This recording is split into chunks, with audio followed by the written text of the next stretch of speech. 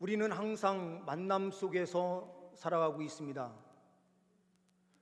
태어나면서부터 엄마, 아빠, 가족이라는 만남을 시작으로 해서 바깥에 나아가서 만나는 많은 사람들, 이 만남 속에서 하나님께서는 우리에게 무엇을 주시는가?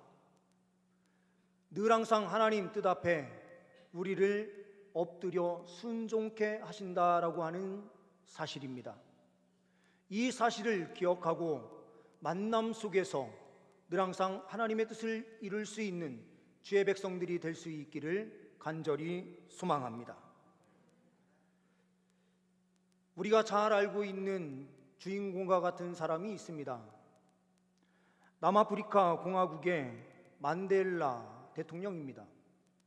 이 만델라 대통령은 감리교 신자로 변호사로서 활동을 했었던 사람이에요. 그런데 남아프리카 공화국에 백인과 흑인이 나눠지면서 엄청난 갈등이 일어나게 됩니다. 아프리카 지역에 어떻게 백인이 주축이 돼서 그렇게 정치를 하게 되었는가? 네덜란드에 있었던 사람들이 농사를 짓기 위하여 남아프리카 지역으로 가면서부터 그곳에 네덜란드 사람들이 정착을 하게 됩니다. 그런데 이때에 갑자기 네덜란드가 멸망을 하면서 나라가 잠시 없어진 때가 있어요. 이 사람들이 고국으로 돌아가려고 해도 돌아갈 수 있는 상황이 아니었습니다. 그래서 이 사람들이 남아프리카라고 하는 지역에 머물면서 그곳에 정착을 하게 돼요. 이 사람들을 보어인이라고도 이야기를 합니다. 백인으로서 이 사람들은 자기들은 저 흑인들과는 다른 사람들이다, 이런 생각을 가지고 그 사람들을 학살하고 그 사람들을 뭉개는 일에 모든 것을 쏟으면서 달려가서 폭압적인 그런 정치를 하게 됩니다. 이러는 상황 가운데 1948년부터 1994년까지 남아프리카 공화국에는 인종차별 정책이 시작이 됩니다. 이것을 반대하면서 운동을 펼친 주도적인 역할을 했었던 사람이 만델라입니다. 이 사람을 감옥에 투옥시켜서 27년이라고 하는 긴 세월 동안 이 사람은 고난의 시간을 보내요. 주변에 있었던 이 사람을 존경하던 많은 사람들, 남아프리카 공화국의 흑인들이 이 만델라가 죽은 줄 알고 있었습니다. 그런데 알고 봤더니 이 사람이 먼 감옥에 투옥되어서 27년이라는 세월 동안 고생하고 있었다는 사실을 알게 돼요. 그러면서 이 만델라가 석방이 되는데, 석방된 이 만델라는 백인들을 죽이지 않았습니다. 백인들을 용서함으로 그들을 포용했어요. 그 이유는 그가 감리교인으로서 하나님의 말씀을 지키는, 포용하고 사랑과 용서로 달려갈 때에 결국에는 그 분열이 멈출 수 있다라고 하는 사실을 믿고 있었기 때문입니다. 이 시대, 우리가 살아가고 있는 시대는 어떤 시대입니까? 정치적으로나 또한 남북이 갈려져 있는 이 상황에서 우리는 서로를 용서하지 못하면서 달려가고 있는 모습입니다. 또한 우리가 속해 있는 곳곳에서 용서하지 못하고 달려가는 일들이 얼마나 많습니까? 오늘 본문 말씀에서 만남 속에서 우리가 어떠한 일을 해야 하는가, 주님께서는 우리에게 말씀하시는데 그 첫 번째는 무엇인가? 그 첫 번째는 만남 속에서 용서하는 용기를 가지라라고 우리에게 명령하시고 계십니다. 4절 말씀을 보게 되면 요셉이 형들에게 이르되 내게로 가까이 오소서. 그들이 가까이 가니 이르되 나는 당신들의 아우 요셉이니 당신들이 애굽의 판자라. 내게로 가까이 오소서. 요셉은 17세면 나이가 많다면 많을 수도 있지만 우리가 지난 세월을 되돌아보면 17세, 이때는요 아무 생각 없이 그냥 자라온 어린 때가 아닌가라는 생각이 들어요. 이렇게 어린 17세에 이 요셉은 형들에 의하여 애굽으로 팔려가게 되는데, 애굽에서 아버지의 후원을 받아서 그곳에서 유학 생활을 한 것도 아닙니다. 이 요셉은 팔려가서 종으로서 보디발의 집에서 종으로서 그 삶을 시작해요. 하나님께서 은혜를 주셔서 청지기로서 그 역할을 감당하게 되지만 그의 삶은 고난 자체였습니다.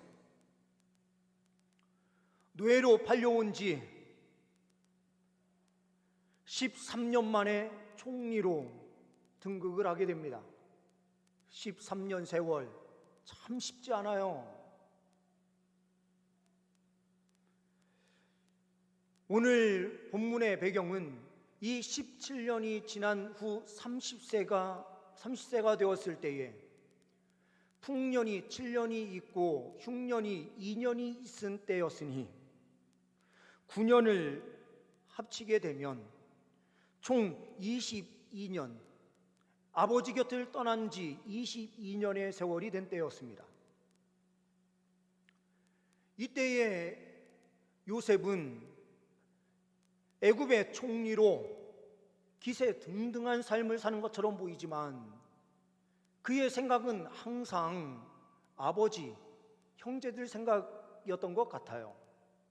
왜 그런가? 이 가족이 오자마자 이 가족이 살 수 있는 지역이 고센 땅이다라는 걸 정확하게 바로 콕 집어서 말을 하면서 바로에게 요구하는 땅이 바로 그 고센 땅이었어요. 이 요셉이 총리에 올라서 가만히 들여다보니 짐승들을 키우기가 가장 좋은, 목축하기가 가장 좋은 곳이 고센 땅이다라는 것을 보면서요, 아버지 생각, 가족들 생각을 하지 않았겠습니까? 그러니 가족들이 오자마자 가장 먼저 구해야 될 땅이 어딘지를 탁 찍어서 이야기하면서 그곳에 우리가 거주할 수 있게 해주십시오라고 하는 요구를 하는 것이죠. 오늘 4절 말씀은 어떻게 보면 형들이 감히 가까이 할 수 없는 자리에 있는 요셉이 그 형들에게 이렇게 이야기하는 거예요. 이제 가까이 오십시오. 그래서 처음부터 자기의 정체를 드러내 보이지는 않았습니다. 그 이유는 뭘까요? 요셉은요, 마음이 열려서 용서할 마음이 충분히 있었어요. 그런데 형들이 혹시라도 옛날과 똑같은 모습으로 있지 않을까? 자기를 미워하는 형들, 자기를 애굽에 팔았던 옛날의 모습 그대로 형들이 있는 것은 아닐까라는 생각을 했던 거예요. 그래서 형들이 어떻게 변화되었을까 지켜보는 기간으로 자기 정체를 드러내 보이지 않아요. 그런데 자기의 친동생인 베냐민, 이 형들과는 이복 동생인 베냐민을 어떻게 대하는가 가만히 지켜보니 자기 때와는 다른 거예요. 베냐민을 감싸고 베냐민은 살려두고대 자기는 자기를 가두고 자기의 생명을 가져가십시오라고 말할 정도로 이제 베냐민을 뜨겁게 사랑하고 있는, 자기의 생명보다도 귀하게 여기는 형들의 모습을 보면서 형들이 이전의 형들이 아니구나라는 것을 보면서 이제 가까이 오십시오라고 말을 해요. 이 가까이 오도록 허락하는 것은 요셉이 마음이 활짝 열려서 용서하고 있다라는 사실을 보여주고 있는 거예요. 우리 성도님들은 자녀들이 언제 가장 이쁩니까? 자녀들 2-3명, 많게는 4-5명씩 키워오신 우리 성도님들, 자녀들이 어느 때 그렇게 이쁩니까? 공부 잘할 때, 뭐 그런 때도 다 그렇지만 진짜 이쁠 때는요, 언제냐면요, 티격티격 싸우고 하는데 바로 서로 화해하고요, 가족들, 자녀들끼리 서로요 금방 하나 돼서 서로 사랑하면서 같이 놀고 막 낄낄대고 웃고 이럴 때가 가장 이쁜 거예요. 어버이날이라고 해서요, 아무리 귀한 걸 사갖고 와도요, 형제 자매들 사이에 금이가 있어서 서로들 본체 만체하고 있으면요, 얼마나 가슴 아플까요? 함께 와서요, 서로들 웃고 기뻐하면서요, 형제들끼리 우애 있게 지내는 모습을 볼 때 돈 억만금이 있는 것보다도 더 기쁜 행복을 누리는 것 아닙니까? 하나님 아버지께서요, 자녀인 우리를 보실 때 언제 가장 기뻐하실까요? 하나님께서는 찬송 가운데 임하신다라고 말씀하셨으니 성가대가 찬양할 때 하나님께서 기뻐하실까요? 물론 기뻐하셨으리라 전 믿어요. 하나님께 예배하는 삶을 하나님께서 가장 기뻐하시니 이 자리에서 예배하는 모습을 하나님께서 가장 기뻐하실까요? 기뻐하실 거예요. 그런데요, 와서 서로 싸우고 서로 등지고 이런 모습으로 달려가는 모습을 본다면 하나님께서는 마음이 어떠실까요? 자녀들끼리요 싸우고 화해하지 않고 있으면 속 뒤집어지는 그 마음, 그게 부모의 마음이에요. 요셉이요, 왜 형들을 용서했습니까? 육신의 아버지만을 본 게 아니에요. 하나님 아버지의 그 뜻을 보았기 때문에 용서한 거예요. 아무리 귀한 예물을 가지고 와서 하나님께 제사를 드리려고 하더라도 하나님의 마음은 뭐라고 말씀하십니까?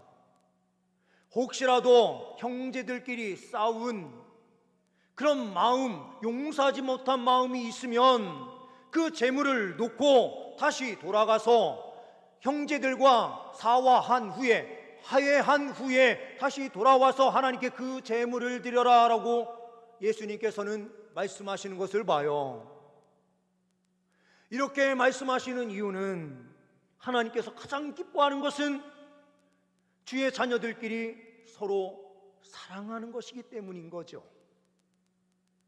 요셉도 하나님의 마음을 본 거죠. 그러니 우리도요, 서로 사랑하고 서로 품고 달려갈 때에 하나님께서는 가장 기뻐하시는 줄 믿습니다. 두 번째로는 만남 속에서 하나님의 섭리를 깨달아야 합니다. 5절 말씀을 보게 되면 당신들이 나를 이곳에 팔았다고 해서 근심하지 마소서, 한탄하지 마소서. 하나님이 생명을 구원하시려고 나를 당신들보다 먼저 보내셨나이다. 하나님의 섭리가 무엇입니까? 요셉을요 먼저 애굽에 보내셔서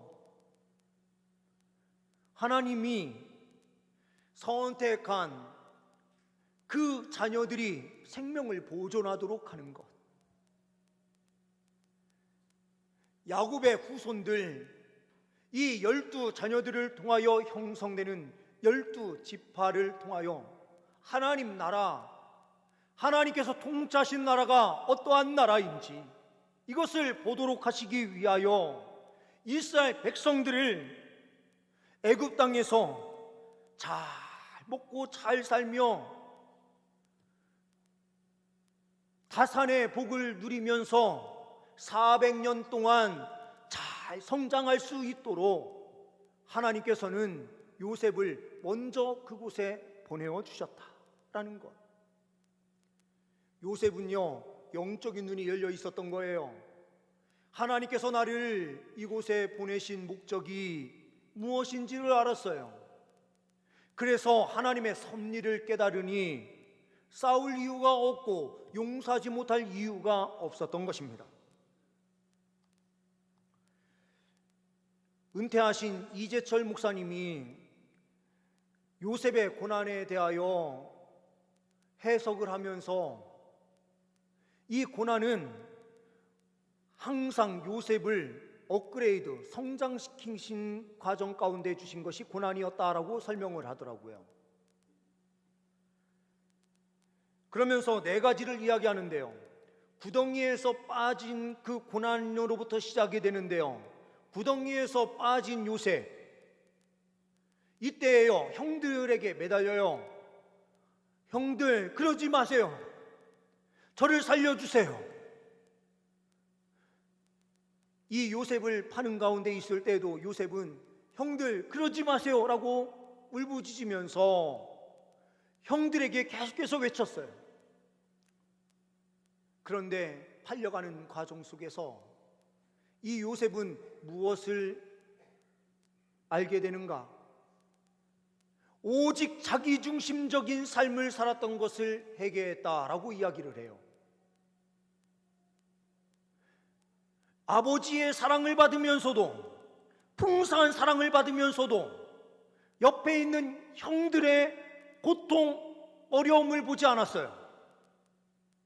하나님께서 놀라운 꿈을 주셨을 때에도 이 꿈을 해석하는 가운데서도 형들을 배려하는 모습이 없어요.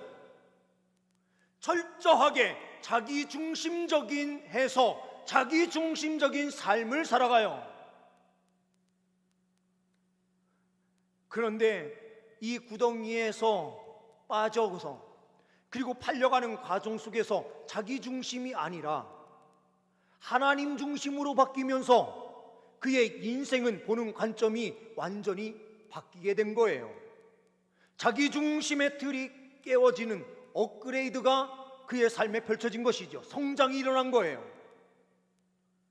또한 보디발의 집에 끌려가서 청지기로 살면서 그는 아버지 밑에서 호화롭게 살던 그 인생이 아니라 남 밑에서 생활하면서 재무 훈련을 받는 청지기로서요, 그는 훈련을 받게 돼요.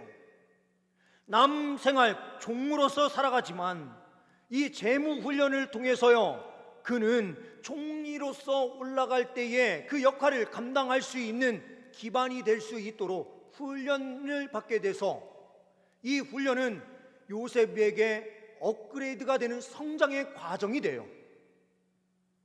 여주인의 음모로 덮어씌우는 그 아픔으로 이 사람은 감옥에 갇히게 되는데, 감옥에서 만난 사람들이 어떤 사람들입니까?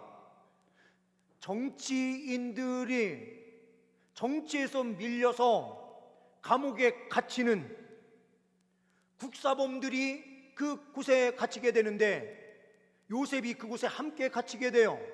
그러면서 왕궁의 법도, 정치가 어떻게 흘러가고 있는지, 그리고 정치는 어떻게 해야 되는지 그 감옥에서요, 그 감옥에 갇혀 있었던 사람들을 통해서 다 배워요.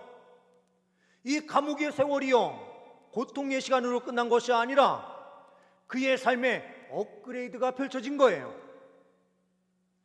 그러면서 그곳에서 만났었던 대표적인 사람들이 누구입니까? 술 맡은 관원, 떡 맡은 관원이었어요. 이 사람들에게 꿈을 해석해 주었는데요, 술 맡은 관원이 석방이 되게 되는데, 석방될 때에 그 사람에게 이렇게 이야기를 하죠. 바깥에 나아가게 되면 나를 기억해서 나를 꼭 석방시켜 주십시오. 그런데요, 마지막 네 번째로 그에게 찾아온 고난은 뭡니까? 그렇게 선대하고 최선을 다해서요, 꿈도 해석해 주어서 그의 미래를 보게 해 주었는데도 자기를 버린 그 홀로 있는 자리에서 당하는 고통, 그래서 하나님의 시간을 기다리는 그 시간을 그는 체험하게 되는 거예요. 2년이 시간이 지난 후에요, 바로가 꿈을 꾸게 되는데 그 꿈 해석할 사람이 없게 되자 이 술 맡은 관원이 자기가 감옥에 투옥되어 있었을 때의 요셉이 기억나게 돼요. 이 기억의 상실로 인하여 요셉은 어려운 가운데, 고난 가운데 더 오래도록 있었던 것처럼 생각이 들었는데, 이 꿈을 해석하면서 이 요셉은요, 석방과 동시에 어떤 위치로 올라갑니까? 총리가 돼요. 그런데 만약에 2년 전에 술 맡은 관원이 석방되자마자 이 요셉을 기억해서요, 왕에게 이야기해서 저 밑에 있는 한 사람, 죄도 없는 사람이 감옥에 갇혀 있습니다, 왕이시여 그 사람을 좀 풀어주십시오 라고 이야기를 했다면, 이 요셉은요 풀려나서 어떻게 됐을까요? 자기 아버지 집으로요 돌아가는 것으로 끝났을지도 몰라요. 그런데 2년의 시간은 바로가 꿈꾸게 하는 하나님의 일하시는 시간, 그 시간에 맞추시기 위하여 술 맡은 관원이요 석방되자마자 기뻐서 그랬는지는 몰라도 요셉을 까마득하게 잊었는데, 이 과정을 통하여 하나님께서 역사하시는 그 시간이 얼마나 완벽하게 들어맞고 있는지를 보게 하시고 계세요. 요셉이 당한 그 고난은 고난으로 끝난 것이 아니라 업그레이드 되는 과정이었다라는 것이죠. 우리가 이 세상에서 당하는 고난이 쓸모없는 고난이 아니에요. 하나님께서 준비하시는 그 훈련을 통해서 우리를 성장시키시려고 하시는 하나님의 특별한 섭리가 있는 시간입니다. 고난 속에 있는 주의 백성들, 주님의 뜻을 바라보시면서 믿음으로 승리하시는 은혜가 있기를 소망합니다. 마지막으로 만남 속에서 하나님께서는 무엇을 말씀하십니까? 사명을 붙잡고 헌신하라라고 말씀하시는 거예요. 7절, 8절 말씀을 보십시오. 하나님이 큰 구원으로 당신들의 생명을 보존하고 당신들의 후손을 세상에 두시려고 나를 당신들보다 먼저 보내셨나니, 그런즉 나를 이리로 보낸 이는 당신들이 아니요 하나님이시라. 하나님이 나를 바로에게 아버지로 삼으시고 그 온 집의 주로 삼으시며 애굽 온 땅의 통치자로 삼으셨나이다. 하나님께서요 요셉을 이 높은 자리에 세우신 그 목적이 무엇입니까? 큰 구원의 역사를 이루시기 위한 하나님의 계획이다, 이렇게 이야기를 하고 있지 않습니까? 하나님께서요 우리 성도님들을 이 자리에 세워놓으신 목적이 있어요. 각자에게 하나님께서 사명의 자리를 주셔서 그 자리에 세워놓으신 목적이 있는 거예요. 어떤 분은 이렇게 말할지 모릅니다. 저는 요셉과 같은 그런 높은 자리에 한 번도 올라간 적이 없습니다, 이렇게 말씀하실지 몰라요. 그런데요, 그런 요셉과 같이 총리의 자리에 있는 그 자리만이 가장 좋은 사명의 자리가 아니에요. 어떤 분들은요 평생을 돌아보면 저는 고난밖에 없습니다라고 말하시는 분들이 계실지 몰라요. 그런데요 하나님께서요 자녀를 낳고 자녀를 양육하면서요 그 자녀를 위해서 기도하는 자리로 나아갈 때에 하나님께서는요 네가 사명의 자리를 다 했다, 이렇게 말씀하실지도 몰라요. 지금은 연약해 보이는 우리 자녀들, 그리고 우리의 손자들 어떤 길을 가게 될지 몰라도요 우리의 사명의 자리를 놓고요 그 자녀들을 위해서 끝까지 기도하면서 달려가잖아요. 하나님께서 그들을 통해서요 요셉과 같은 자리에 우리 자녀들을 세워주실지 모르고요 우리의 손자들을 그 자리에 세워주실지도 모르고요 또한 하나님의 사명을 위해서 귀하게 쓰는 사명자로 귀한 자녀들을 세워서 하나님께서 역사를 이루어가실지도 몰라요. 그 사명을 이루게 하기 위하여 우리 성도님들에게 그 자리를 주시고 계신다라고 하는 것을 잊지 마십시오. 작은 자리, 어떻게 보면 다른 사람들이 몰라주는 자리일지도 모르지만 그 자리 속에서 하나님의 그 목적 뜻을 부여잡고 하나님의 그 일을 감당하기 위하여 기도하며 달려가실 때마다 주의 백성들을 통하여 하나님께서는 놀라운 역사를 베풀어 주실 것입니다. 그러니 우리에게 주신 사명을 부여잡고 믿음으로 달려가면 승리하는 길이 됩니다. 요셉도 하나님께서 주신 그 사명의 자리를 보고 나를 통하여 큰 구원을 이루실 것이다 라고 하는 분명한 하나님의 그 뜻을 바라보면서 사명 이루는 길로 나아갔기에 하나님 앞에 귀하게 사용된 백성이 되었습니다. 아무리 총리가 되어도 하나님의 뜻을 기억하지 않고요 자기의 뜻을 이루고 자기만 위하여 달려가는 길이었다면 하나님께서 오늘 말씀에 요셉을 기록해 주시지 않으셨을 것입니다.